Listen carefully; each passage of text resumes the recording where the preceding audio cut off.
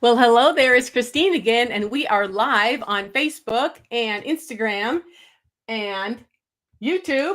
Let's get this all going here. There we go. We're live on Instagram, live on Facebook, live on YouTube. Hola. Bonjour. Ciao. How are you doing today? So, today I'm sharing some of my best travel tips related to languages. So this is the fourth in my series of live presentations. You can see all of those before and after this in the chat box or someplace up above or down below. And this is part of a series that's related to my course on travel. So if you want to check out my course, it's at christineelder.com/travel. So let's see. Are we live? Yes, live on Facebook, live on Instagram, live. Let me just make sure we're live everywhere. I hope you're interested in learning a bit about languages and why we would want to learn a language. Great. Okay, we're good. We're live everywhere. Okay. So let's start this over again. So this is the fourth in my series of travel tips related to helping you travel more confidently and giving you the skills you need based on my years of experience. So today we're going to talk about languages. And I've been on my own language learning journey lately, learning Spanish. And I'm going to tell you some of my tips and tricks for learning quickly conversational Spanish. And then we'll also talk about why you should go to countries that speak different languages, the benefits. And yeah, I think that's it. So, yeah. So we're really spoiled here in America. And I am talking from a North American, United States citizen perspective. But we're really spoiled here because most of us only have to learn English. And English is among the most widely spoken languages in the world. I looked it up, and over 67 countries have it as their official language, and a lot more of them as the unofficial or second language. There's over 1.4 billion speakers of English, and 373 million use it as their first language.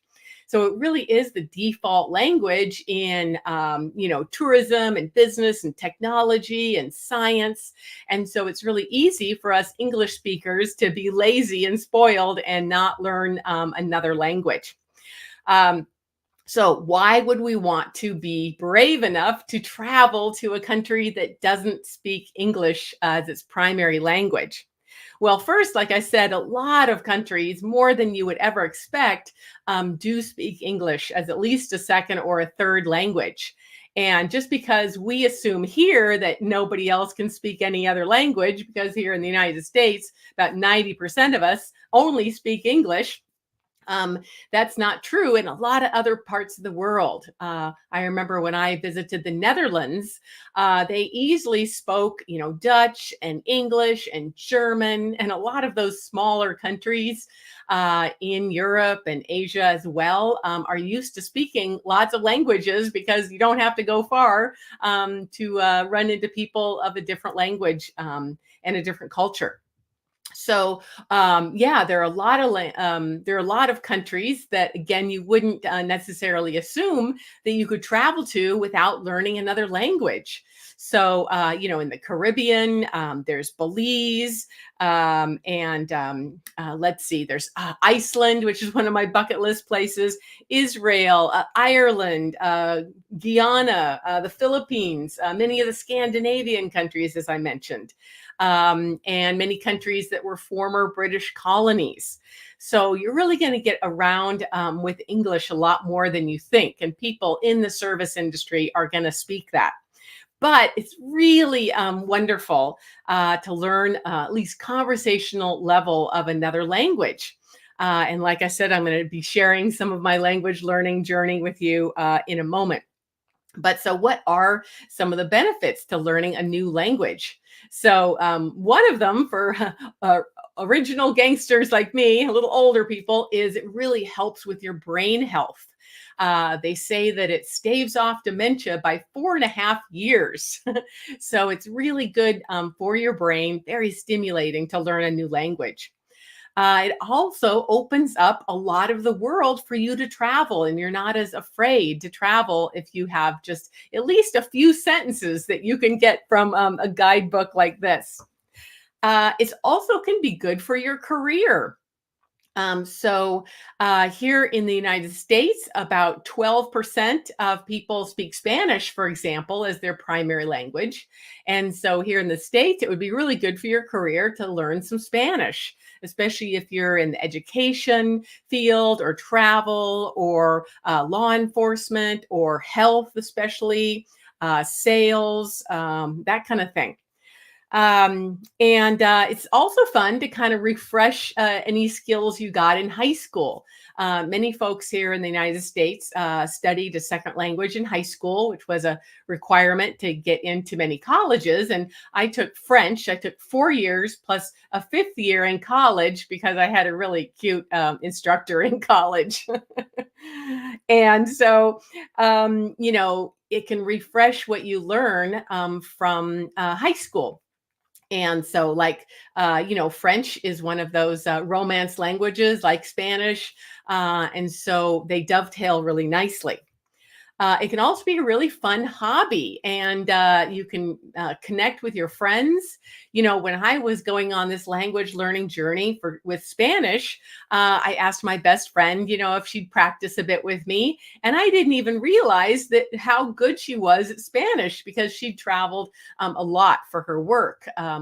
A couple decades ago, and she was quite fluent. And so it's amazing. I asked some other good friends who also were very fluent, which something I would never would have known about them if we hadn't chatted about that. So it's a really good way to cement your existing relationships, and it's fun to practice with friends and with kids, that kind of thing. And also, it helps you to understand movies and, read a bit of books or magazines at a conversational level.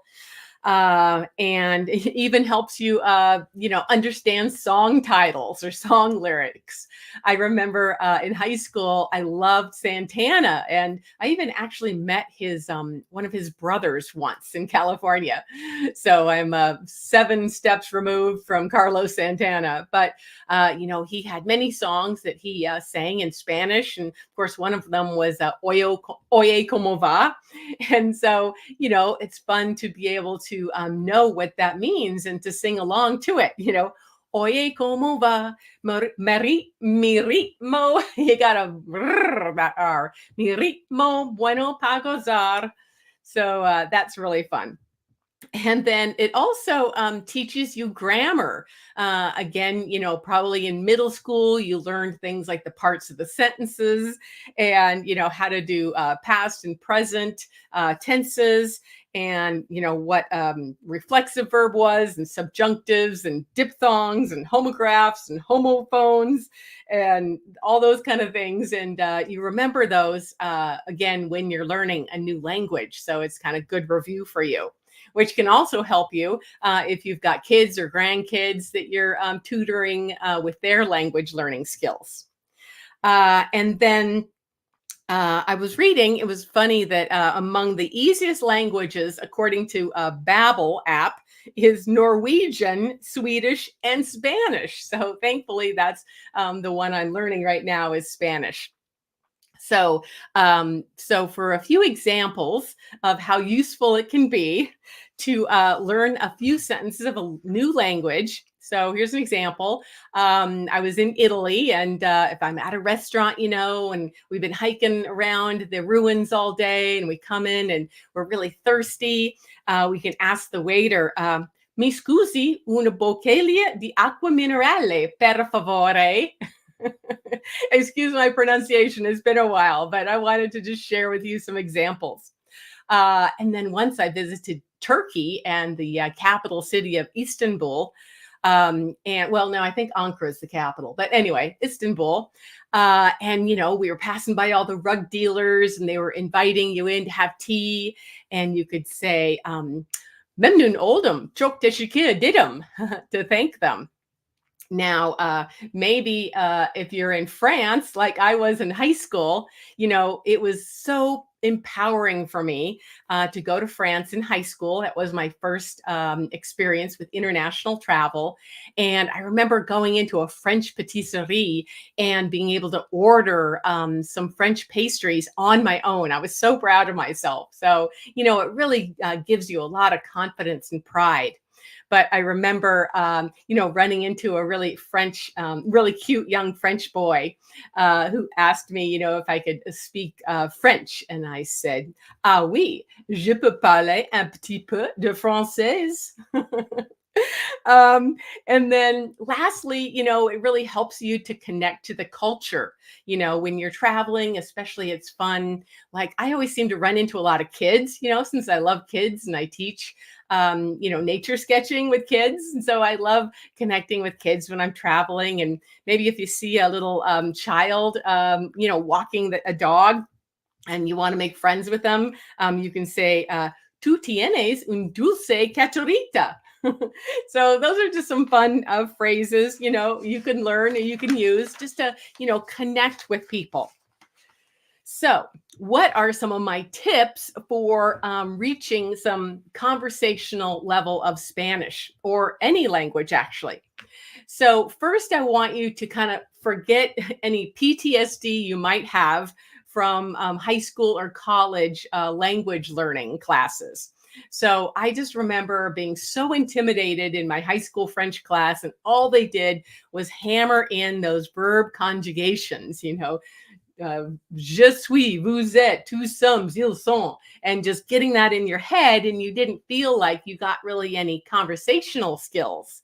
And then you got just so nervous about using the right conjugation that it just shut you down, right? And so just kind of forget about that, because when you're really in a country, if you're polite and you smile and you're humble, and people will be really helpful and nice to you, so you don't have to conjugate the verbs. You could just use the present tense most of the time. It's also good when you're starting to learn a language to set some goals. So, are you just trying to learn conversational level to be able to just talk to people on the street and ask and answer questions in a restaurant or hotel, or asking about, basic activities or transportation? That's one level compared to the level you might want to attain if you're really gonna, read books or understand magazines or movies, or be able to read or write fluently. So that's a whole different level. And actually, I was reading an article, I think it was on the BBC, and they were talking about you really can get by with a language if you just learn about 1,000 words. Now, you don't have to know that many to get started with conversational language. But so I looked up the 1,000 most common words in Spanish, and they have handouts like this to help you. So you don't really need to spend years and years learning. You just can get a few phrases and a few words. So just focusing on those 800 to 1,000 most commonly used words. And then immerse yourself in it, really. So, listen to podcasts while you're out, again, walking the dog. Watch TV shows that are in a foreign language. Now, of course, one of my favorite shows is Emily in Paris, which is very popular right now. We're all waiting for the fourth season. And so, well, that's filmed in Paris, but that's not in French. But there's some other ones in Netflix. I watch one called Les Gens, about that French family who they're all real estate agents, and they all have four really handsome young brothers that run the real estate agency. So that's all in French. So things like that. Um, and then, you can get phrase books. There are so many resources nowadays on websites, on YouTube. And I've been checking out a lot of different resources, and some might connect with you more than others. Like there's dozens of language learning apps like Duolingo and Babbel. Babbel happens to be my favorite. And watching TV again, watching movies that are in the language you want to learn. And that will just seep into your brain in terms of understanding pronunciation and sentence structure, just like it seeps into a child's brain when they're learning their first language. They don't have to be, studying too much. What else? Oh, for sure, have some accountability. So, like I said, I've got several friends that speak better Spanish than I thought they did, and they've been meeting with me. I'm the kind of person that really needs accountability. So I also have a private tutor that I meet once a week on Zoom. And it's amazing how much farther you can get with a private tutor. And there's a lot of accountability there because they give you homework or tarea every week to study. And you can't hide in a crowd. You really have to practice speaking it. And they're a lot more affordable than you would think, sometimes as low as $10 or $20 an hour. So that really works for me. And then, like I said, download some different apps and play with them. Some of them you can download to be offline, like Google Translate, you can download so that you can still use that if you're in a foreign country and you don't have a phone plan. Yeah. And then make it fun, keep up your motivation, learning lyrics, like I said, Carlos Santana's Oye, Oye Como Va song. So like in Spanish, there's an idiom about adding a fifth leg to a cat, meaning making things more complicated than they have to be. And then again, don't worry about all the tenses, the future and the past. Like in Spanish, there's something like 18 different tenses. You really don't need to learn those right away, just to be able to, be on the street and ask people for directions or, order something in a restaurant, really. And then what really helps for me is to utilize all my senses. So, when you're really actively doing something with your mouth and your eyes and your hands, you're going to learn it a lot more quickly. Just like, when I'm teaching nature sketching, when you're drawing something, you're going to learn a lot more about that plant or animal than if you just looked at a picture of it. So for me, I have a book that I've been keeping and I make tons and tons of notes. And what I'll do is I will listen to a passage in Spanish, and then I will write it down word for word so that I get that writing down, and then I will say it. So, using your eyes and your sight and sound and your hands will really help you to cement those phrases and cement that language into your mind. And then when you're in a country, just again, don't be shy, go for it, and just smile and be humble.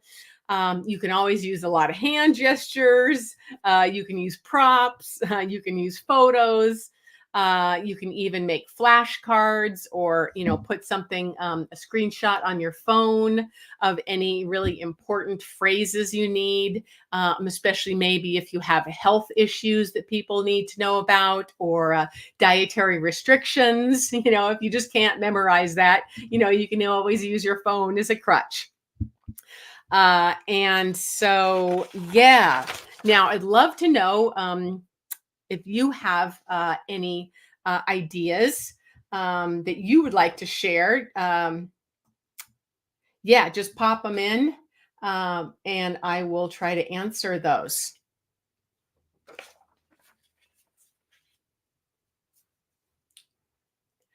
So, if you've been enjoying today's travel tips and the previous ones I've hosted, I'd love to have you consider joining my course. And you can learn more about that on my website and in the links I'll put below, christinelder.com/travel. And I'm actually having a sale on that right now at 30% off. It's my course called Travel Like a Pro. And it's focused on giving skills and confidence to solo travelers, especially well seasoned ones like me, maybe folks who haven't traveled so much on their own yet, but because of a change in their lifestyle or life circumstances, that they're now able to travel. And especially since the pandemic, we're all wanting to travel more. And so, that course is focused really on international travel. So, like I said, things about, like we were talking about today, like languages. In future workshops and on my course, I'll be talking also about flights, about insurance, about health and vaccines. I'm going to do that tomorrow, I believe, about money, about wardrobe, about packing, useful apps, and documenting your journey. So, in terms of actually documenting it, I thought I would mention that inside my course, the Travel Like a Pro course, I have a downloadable booklet that I created that give you a lot of tips for journaling while you are traveling. You may know that I teach a lot of nature sketching and journaling classes, but this booklet focuses on more just travel and gives you a lot of ideas for what to put in a travel journal, because you want to remember your trip. My course, Travel Like a Pro, also has this, I think it's like a 10-page booklet called The Epic Guide and Checklist to Prepping and Packing for Adventure. And this itself is a combination or a culmination of decades of my travel experience. And it tells you all the things that I do and I recommend you doing while you're preparing for a trip. Some of those things might be 6 months in advance, 3 months, 1 month, all the way up to the morning you're leaving for your trip, what to do. So I feel like that's really helpful. Now, a lot of people worry about luggage and how much to bring. I just had a student today contacting me about, checked luggage versus carry-on and what to bring. And my course has super detailed workshops and handouts on what exactly I recommend packing, especially if you're only going to attempt to bring carry-on luggage. And I really suggest you try to do that, because if you avoid checking luggage, you're going to save a lot of time, a lot of money for checked baggage, and you won't have to wait in line to get your baggage or have it stolen perhaps. And you'll just be a lot lighter on your feet. And so, yeah. I also have a lot of information on wardrobe. Here's my capsule wardrobe checklist that I share with people. And so that tells you exactly what to wear. It's kind of focused on women, but it can also be modified for men. And then I talk a lot about budgeting too. In my previous video a couple days ago that you can see down below or up above, I talked about budgets and talked about how to make one. And I have a downloadable Excel template that you can copy and paste and modify to really help you get a realistic budget, especially if it's for a bucket list trip. That you want to take in once in a lifetime to someplace really exotic and expensive. You're really going to want to budget for that and know how to save. And then, back to journaling. I do generally, when I travel, do a little nature sketching and journaling. And so my course includes this downloadable handout of everything I bring when I'm journaling and sketching, and also teaching. I do a lot of teaching, and my future trip next month to Panama, I'll be doing some teaching as well. So yes. So anyway, yeah. So why would you consider learning from me? Well, hopefully, if you've been, this is the fourth in the series, you can see that I know a lot about travel, and it's just because I've been doing it for so long. Like I said, my very first international trip was in high school with my high school French class. We went to France and England, And that just really lit a fire under my butt for traveling more. And I didn't go traveling much in college because I was really focused on being a student and going to school. But after that, I started traveling more. And for the past 10 years, I've really traveled extensively for conferences and festivals. And I've been a bird watching tour guide to multiple countries, and also a nature sketching tour guide to places like Mexico, Honduras, Costa Rica, and maybe Ecuador and Belize and Panama in the future, because those are locations I've thoroughly scouted. So I've traveled throughout North America, Central America, the Caribbean, a few countries in Europe, a little bit of Asia. And so I really think that you can learn a lot from my successes and my mistakes and my mishaps. So if you got in this course, you'll learn a lot, and you'll avoid those mishaps. And my course called Travel Like a Pro, I'm really proud of it. I've been working on it and improving it every year. Basically, every time I go on a big international trip, I kind of look at the course again and see how I can get it better. So again, it's on sale now. I'll put links down below. Or again, you can just go to my website at christineelder.com/travel, and you can learn more about it. So thanks so much for joining me today for these quick tips on language learning and traveling to foreign countries. So I hope you enjoyed it and learned a lot. And until next time, adios, arrivederci, and au revoir. Bye-bye.